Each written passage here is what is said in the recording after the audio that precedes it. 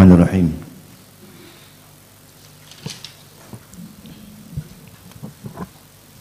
Wa afta asy-Syekhul Muhaqqiq Ibnu Ziyad bi hurmati akhdhil qadi. Melanjutkan pembahasan mengenai syarat dari akad ijarah adalah sekira manfaat yang menjadi mauridul akdi akad ijarah harus manfaat yang mutakawimah, yang memiliki nilai. Kemudian ada fatwa yang berkaitan dengan hal ini, yaitu fatwa yang disampaikan oleh Syekhuna ini syarah dari guru dari pengarang kitab Fathul Mu'in. Di sini kalau ada Syekhuna ada dua macam. Kalau Syekhuna bisa guru beliau yang pertama Ibnu Hajar Al-Hitami, yang kedua guru beliau Imam Ibnu Ziyad Al-Yamani. Dan memberikan fatwa guruku, kata beliau, yaitu orang yang ahli tahqiq Ibnu Ziyad Al-Yamani, dengan haramnya seorang qadhi mengambil upah atas pekerjaan yang berupa semata-mata mujarradi talqinil ijab, menuntun wali atau zaud, menuntun zaud atau wali untuk melakukan ijab di dalam pernikahan. Idlaqul fata fi dzalika, karena yang demikian itu tidak ada kulfah, tidak ada payah. Kalau tidak ada kulfah berarti la tuqabal bimalin. Kalau tidak ada kulfah berarti tidak layak untuk mendapatkan upah. Karena tidak layak mendapatkan upah berarti tidak sah untuk dijadikan akad ijarah. Misalnya di dalam akad pernikahan biasanya ada yang menuntun dari sebelahnya angkah tuka, wazawatuka, semata-mata menuntun saja, bukan lainnya. Maka yang demikian itu tidak boleh dijadikan manfaat dari akad ijarah, karena tidak ada, atau amal dari akad ijarah, karena tidak ada kulfah. Demikian fatwa daripada Syekh Ibnu Ziyad Al-Yamani. Wa sabaqaul alama Umar Al-Fata, dan telah mendahului beliau fatwa dari seorang yang sangat alim, yaitu Umar Al-Fata. Ini beliau seorang ulama yang makamnya ada di Zabid, masyhur. Bil ifta, dengan memberikan fatwa bil jawaz, boleh. Jadi beda pendapatnya. Kalau fatwanya Syekh Ibnu Ziyad sama-sama orang Yaman, ini mengatakan tidak sah akad ijarah pada talqin ijab, karena tidak ada kulfah. Oleh karena itu kalau qadhi atau hakim meminta upah atas pekerjaan yang berupa talqin ijab, hukumnya tidak boleh, haram menurut fatwanya Syekh Ibnu Ziyad Al-Yamani. Tetapi kalau fatwanya Syekh Umar Fata Az-Zabidi mengatakan boleh, tapi illam yakun waliyal mar'ah, apabila qadhi itu tidak bertindak sebagai walinya perempuan tadi. Artinya ada walinya, dia hanya mentalkin wali untuk mengucapkan ijab dan qabul bagi yang zaudnya. Faqala, maka berkata Syekh Umar Al-Fatah, idza laqanal wali al-zawja, apabila qadhi itu mentalkin, menuntun walinya, wali dari perempuan dan calon suami, sighotan nikah, sighot nikah, ijab qabul, falahu ayyakhudha ma ittafaqa alaihi birridha, maka bagi qadhi tadi boleh mengambil apa yang telah disepakati oleh keduanya atas upah tersebut dengan ridho, wa in kasura, meskipun jumlahnya banyak.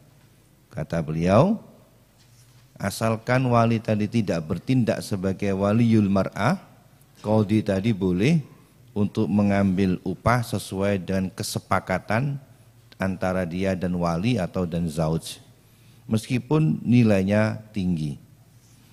Tetapi wa illam yakun laha wali, kalau memang perempuan itu tidak punya wali selain qadhi tadi, berarti yang bertindak sebagai wali adalah qadhinya, falaisa lahu akhdhu syai' ala ijabin nikah, maka bagi qadhi tadi tidak boleh untuk mengambil sedikit pun upah atas ijab nikah. Alasannya liwujubihi alaihi hina idzin, apabila dia yang bertindak sebagai wali karena tidak ada wali yang lain, maka dia tidak boleh mengambil upah karena yang demikian itu wajib bagi qadhi tadi. Jadi walhasil hakim atau qadhi yang menikahkan pengantin dengan cara mentalkin, ini kalau menurut pendapat Syekh Ibnu Ziyad Al-Yamani sama sekali tidak boleh akhdul ujroh, sedikit pun tidak boleh, karena tidak ada kulfah. Tetapi kalau menurut pendapatnya Syekh Umar Fatah, apabila dia itu bukan bertindak sebagai wali, maka boleh mengambil upah sesuai kesepakatannya, meskipun jumlahnya banyak. Tetapi kalau dia bertindak sebagai wali, maka tidak boleh. Kenapa? Karena itu memang tugas dan kewajibannya, sehingga tidak boleh mengambil upah atas tugas dan kewajibannya. Sama sebagaimana hakim atau qadhi tidak boleh mengambil ujroh atas tugas qadoknya, tugas-tugas yang menjadi kewajibannya.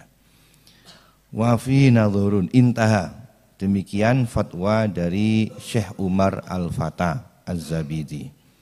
Wa fihi, dan di dalam fatwa ini nadhurun, ada hal yang perlu dipertimbangkan lagi, ada kelemahannya. Lima taqarrara anifan, karena sebagaimana keterangan yang telah lewat di atas. Kenapa? Karena tidak ada kulfah. Artinya pendapat fatwa dari Syekh Umar Al-Fatah ini tidak perlu dipertimbangkan karena bertentangan dengan syarat la kulfata. Nah, walas tijar, sudah selesai. Ini pembahasan mengenai kulfah tadi sudah selesai. Sekarang yang lainnya.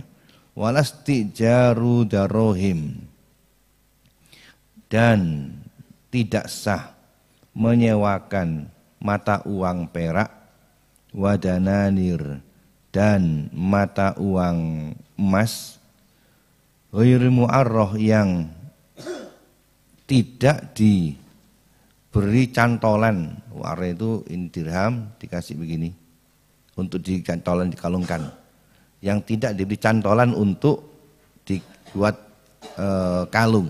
Jadi ini mata uang bundar gini, itu dikasih, bukan ada maskubah, ada mu'arrah. Kalau maskubah itu dilobangi, kalau itu al-mu'tamad haram. Kalau mu'arrah itu tidak dilobangi tapi dibuat begini, cantolan, itu mu'arrah namanya. Jadi ini mata uang perak atau mata uang emas dinar, kemudian dikasih cantolan begini untuk dibuat kalung. Itu yang berkalung namanya mu'arrah. Dan tidak sah menyewakan dirham atau dinar yang tidak diberi cantolan, untuk tujuannya untuk dibuat hiasan. Kenapa alasannya? Li'anna, kalau ada cantolannya kita bahas di belakang nanti. Li'anna manfaata nahwi tazyin biha, karena manfaat membuat dirham dan dinar sebagai hiasan, la tuqabal bimalin, itu tidak dapat dinilai dengan harta, berarti ghairu mutaqawwim. Adapun muqabilnya, kalau tadi yang ghairu mu'arrad tidak boleh, amal mu'arrad wa amal mu'arrah, adapun dirham mata uang emas dan perak yang diberi cantolan, fayasihhu istijaruha, maka sah menyewakannya untuk tazyin ala ma bahatsahul Azra'i, menurut pendapat yang dibahas oleh Imam Azra'i. Alasannya li'annaha hina idzin, karena dirham dan dinar yang dikasih cantolan tadi khuliyun, itu sudah berubah menjadi hiasan, sudah bukan menjadi mata uang lagi, tapi sudah menjadi perhiasan. Wastijarul khulli, adapun menyewakan perhiasan, sahihun, itu sah qat'an secara pasti. Para ulama membahas mata uang emas dan perak itu kan karena banyak kan bagus. Itu kalau dibuat hiasan dengan cara dipaku, dilobangi, itu haram, tidak boleh. Tapi kalau dengan cara dikasih cantolan seperti itu, al-mu'tamad hukumnya boleh. Oleh karena itu karena boleh, maka disewakan sebagai hiasan untuk dibuat kalung, hukumnya boleh, tentu bagi yang boleh mengenakan emas. Wa bimaklumatin. Sekarang yang kedua, syarat berikutnya. Jadi syaratnya manfaat yang pertama harus mutaqawwimah, ailah hakimah, punya nilai. Yang kedua, syaratnya harus maklumah, harus maklum. Wa bimaklumatin, dan dikecualikan dari syarat maklum istijarul majhul, menyewakan sesuatu yang tidak dapat diketahui. Artinya objek yang disewakan, manfaat itu harus maklumah. Bagaimana cara maklumannya? Hampir sama seperti cara maklum di dalam bab jual beli.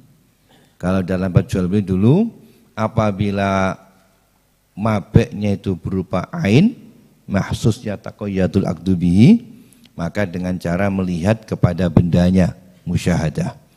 Tetapi kalau mabeknya berupa fidzimah, dengan menuturkan kadar dan sifatnya. Nah, di dalam ijarah sama, nanti akan kita bahas, ijarah juga ada dua macam. Ada ijarah ain, ada ijarah fidzimah. Kalau ijarah ain adalah objek yang disewakan berupa benda yang mahsus, ya taqayyadul aqdu bihi, saya sewakan mobil ini, itu ijarah ain. Kalau ijarah dhimma, manfaat yang disewakan tidak mahsus tetapi dituturkan kadar dan sifatnya, sama sebagaimana di dalam bab jual beli fi dhimmah. Oleh karena itu apabila ijarahnya itu ain, maka harus melihat mahallul manfaatnya. Kalau misalnya aku sewakan mobil ini, ya lihat mobilnya. Sama seperti kalau ada orang menjual mobil. Oleh karena itu apabila majhul, tidak diketahui objek yang disewakan, kalau ain tidak melihat pada bendanya, kalau fizimah tidak menuturkan kadar dan sifatnya dengan secara rinci, sebagaimana dalam persyaratan dalam jual beli, maka hukumnya tidak sah. Atau juga misalnya seperti mubham, seperti ini contoh ini, wa fa'ajartuka, maka aku menyewakan kepada kamu salah satu daripada dua rumah ini, batil, tidak sah. Karena mubham. Sama seperti aku jual kepada kamu salah satu dari dua baju ini, meskipun bentuknya sama, meskipun nilainya sama, tidak sah. Aku sewakan kepada kamu salah satu dari dua mobil ini, meskipun bentuknya sama, nilainya sama, tidak sah. Silakan kamu pilih yang mana, tidak sah. Kenapa? Karena majhul atau mubham. Dalam kitab lain disebutkan di samping majhul, dikarenakan akadnya itu tidak jelas nanti jatuh kemana, apakah yang ke sini atau ke sini, sehingga tidak diperbolehkan. Perinciannya sebagaimana di dalam bab jual beli kemarin. Yang berikutnya, wa biwaqi'atin lil muktari, Di awal disebutkan fi manfaatin mutakawwimatin ma'lumatin waqi'atin lil muktari. Dulu kan syaratnya manfaat yang pertama harus mutakawwimah yang pertama, yang kedua harus maklumah. Yang ketiga syaratnya harus waqi'atin lil muktari. Maka dikecualikan harus manfaat itu jatuh kepada penyewa. Maksudnya manfaat itu harus manfaat yang bukan dirasakan oleh ajirnya. Kalau manfaat itu dirasakan oleh ajirnya, tidak jatuh kepada mustajir atau orang lain yang ada kaitan mustajir, maka tidak boleh. Contoh begini, aku sewa kamu untuk ngecat rumah kamu sendiri, tidak bisa. Aku sewa kamu apa untuk jahit baju kamu, tidak boleh. Sama, maka dalam bab jual beli dulu ada masalah, kalau ada orang membeli kain, aku beli misalnya beli kain borongan 100 meter buat seragam. Supaya lebih murah karena dia juga sebagai penjahit. Nah, aku beli kain kamu ini 100 meter plus dengan jasa kamu jahit sekian potong, harganya borongan 2 juta misalnya. Ini dia membeli kainnya plus sekaligus dengan syarat yang menjahitnya. Bisyaratil khiyatoh. Dulu diterangkan tidak boleh. Kenapa tidak boleh? Karena pekerjaan menjahit tadi tidak waqi' lil muktari. Sebab ketika dia mengatakan dengan syarat kamu menjahitnya, baju tadi, kain tadi masih belum jatuh kepada kepemilikannya mustari. Masih dalam miliknya baik. Sehingga kalau dia menjahit, itu menjahit miliknya dia sendiri. Maka tidak sah. Oleh karena itu syaratnya harus waqi'ah lil muktari. Manfaat yang disewa oleh mustajir bukan tidak waqi'ah li nafsil muajir. Kalau manfaatnya itu dirasakan hanya oleh ajir, maka tidak sah. Seperti aku sewa kamu untuk menjahit baju kamu sendiri, aku sewa kamu untuk nyapu rumah kamu sendiri, tidak boleh.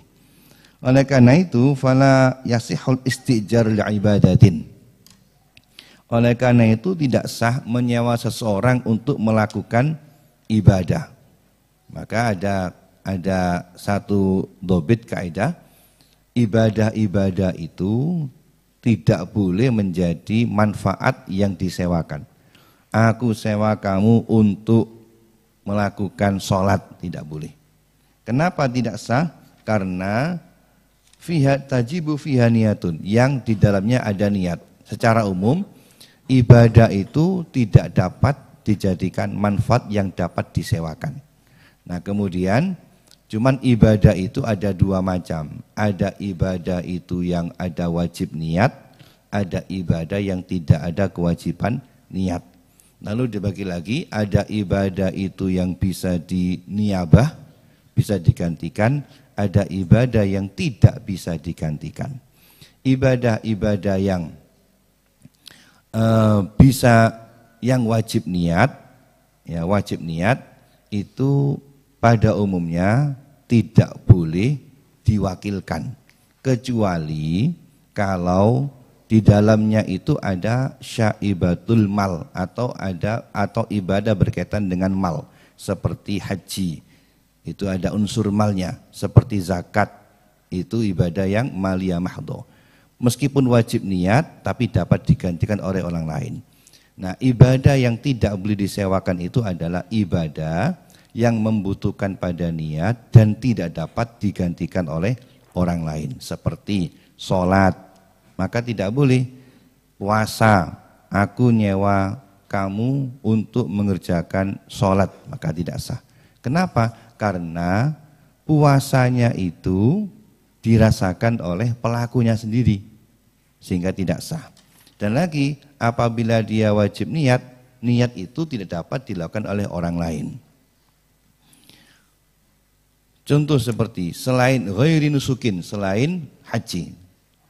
Ada yang pertama, haji boleh menyewa orang untuk haji. Misalnya ma'dub, orang yang tidak dapat, orang yang tidak bisa untuk mengerjakan haji karena keterbatasan fisik dan dia mampu secara materi, maka dia boleh menyewa orang lain untuk mengerjakan haji dengan ongkos yang telah disepakati. Meskipun haji butuh kepada niat, hukumnya sah. Kenapa tadi? Haji itu dapat diwakilkan. Karena haji itu ada syaibatul mal.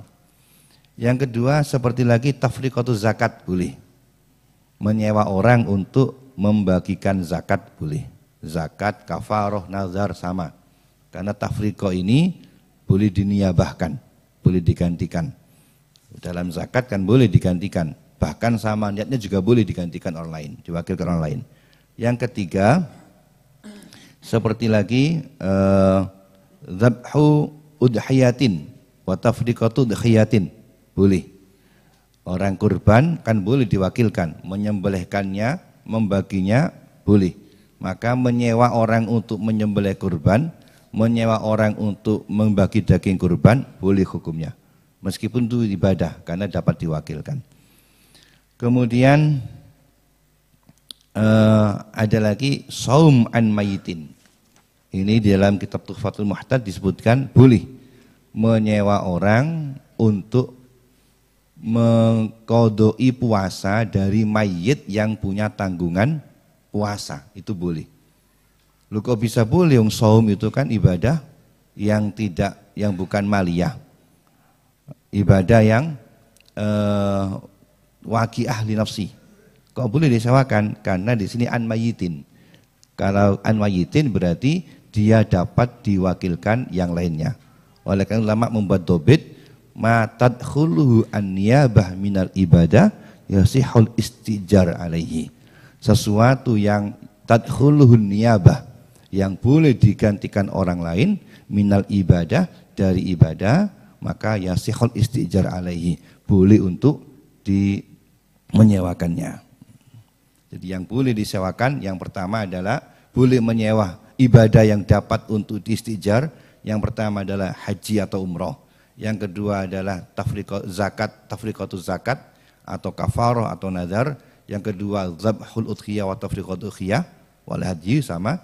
Yang ketiga adalah saum an mayitin. Karena semua tadi ini tadkhulun niyabah. Kemudian kasolati, yang tidak boleh kasolati sebagaimana solat tidak sah. Apa alasannya?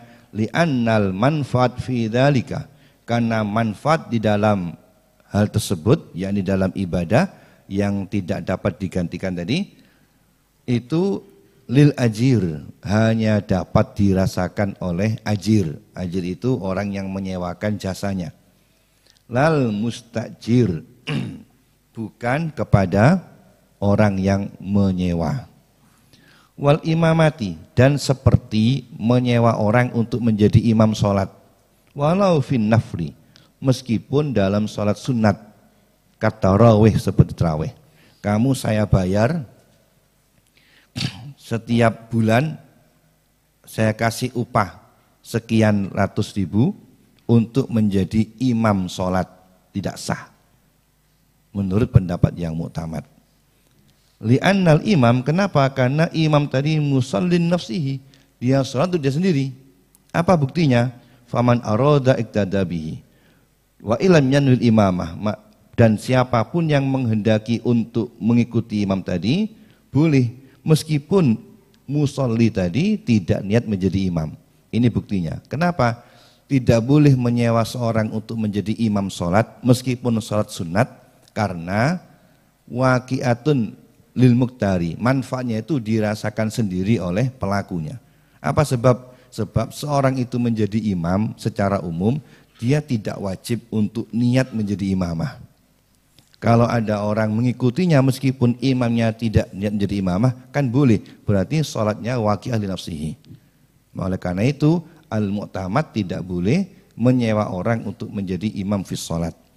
Tetapi Imam Al-Ghazali memberikan fatwa boleh sihatul istijar al-imamah wal ujroh.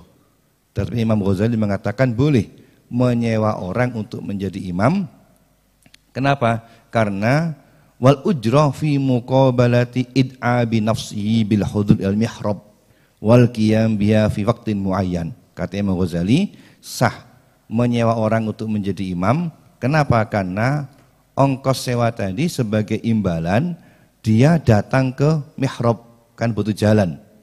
Dan wal qiyam biya fi waqtin muayyan, dan menjaga waktu rutinitas untuk menjadi imam. Maka menurut Imam Ghazali sah menyewa orang untuk menjadi imam fi shalah. Tapi al-jumhur mengatakan tidak sah. Amma ma la yahtaju ila niyat. Ini muqabil di atas, kalau di atas kan setiap ibadah yang butuh kepada niat tidak boleh untuk dijadikan sebagai manfaat yang dapat disewakan, kecuali yang boleh diniabahkan seperti haji, zakat, tafriqatu zakat dan seterusnya tadi, dan som'an mayyitin inda ba'dul ulama. Karena muqabilnya adapun ibadah-ibadah yang tidak butuh kepada niat, meskipun tidak niat sah hukumnya. Contoh seperti kal adzan wal iqamah, seperti menyewa orang untuk menjadi muadzin dan mukim. Fayasihul istijar alaihi, maka sah menyewa atas pekerjaan adzan dan qomat. Wal ujroh, adapun ongkos yang diterima muqabilah li jami'ihi ma'nahwi ri'ayatil waqti, itu sebagai imbalan dari semuanya. Ya, kalau azan ya mulai dari raf'us sautnya dan seterusnya. Dan juga ditambah lagi ma'nahwi ri'ayatil waqti, serta menjaga waktu, karena muadzin harus tepat waktu. Itu sebagai muqabilnya. Yang kedua, contoh lagi seperti watajhizil mayyit. Contoh yang tidak butuh pada niat, watajhizil mayyit, dan seperti merawat mayit. Maka boleh menyewa orang untuk mengkafani mayit, menyewa orang untuk memandikan mayit, menyewa orang untuk menguburkan mayit, boleh hukumnya. Karena tidak butuh pada niat. Dan lagi wa ta'limil Qur'an. Menurut mazhab Syafi'i juga boleh menyewa orang untuk mengajar Al-Qur'an. Kullihi au ba'dihi. Semuanya atau hanya sebagian saja. Tapi kalau sebagian harus ditentukan berapa surat, berapa ayat, harus jelas. Wa in ta'ayyana 'alal muallim, meskipun mengajar Quran tadi menjadi kewajiban bagi muallim tadi, meskipun fardu. Ini ada khilaf ya, kalau menurut mazhab Syafi'i boleh, tapi kalau menurut mazhab Hanafi tidak boleh sama sekali. Menyewa orang untuk mengajar Quran sama sekali tidak boleh. Akhdul ujrah tidak boleh. Tapi kalau Syafi'i boleh. Alasannya, indasanya lil khabar as-sahih. Karena ada hadis yang sahih, yaitu inna haqqa ma khattum ali ajran kitabullah. Sesungguhnya yang paling hak upah yang kamu ambil adalah kitabullah. Maka hadis ini yang menjadi dasar Imam Syafi'i bahwa mengajar Quran itu wa in ta'ayyana alaihi, boleh untuk akhdul ujrah, khilafan di Abi Hanifah. Qala syekhuna,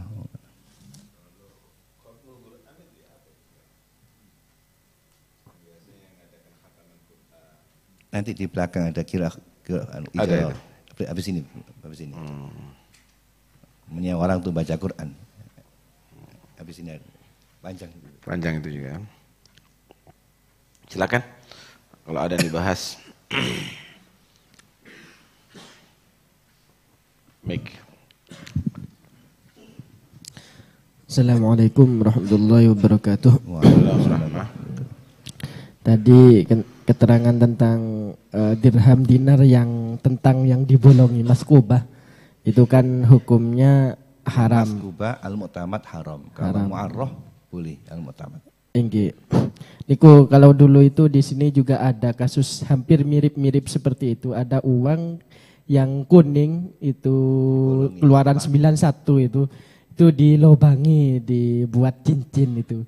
Bagaimana hukumnya dan kenapa alasannya kok yang maskubah itu diharamkan? Masih laku enggak uangnya? Masih laku. Kalau pendapat yang mu'tamad tidak boleh. Tidak boleh.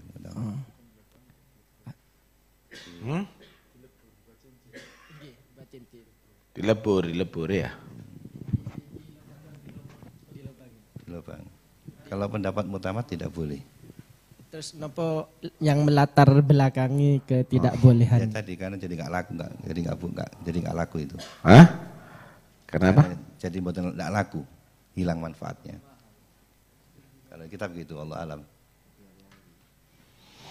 Itu bab zakat itu.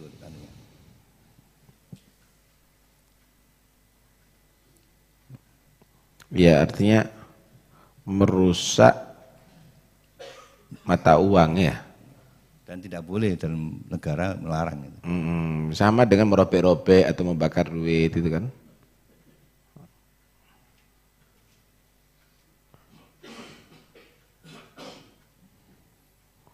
Ada yang lain?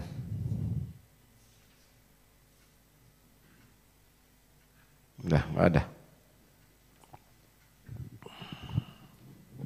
Bismillah. Ustaz. Seperti menyewakan pohon mangga itu ya. Untuk diambil buahnya. Iya. Nanti belum, habis ini ada masalah ijaratus syajar di nanti belum.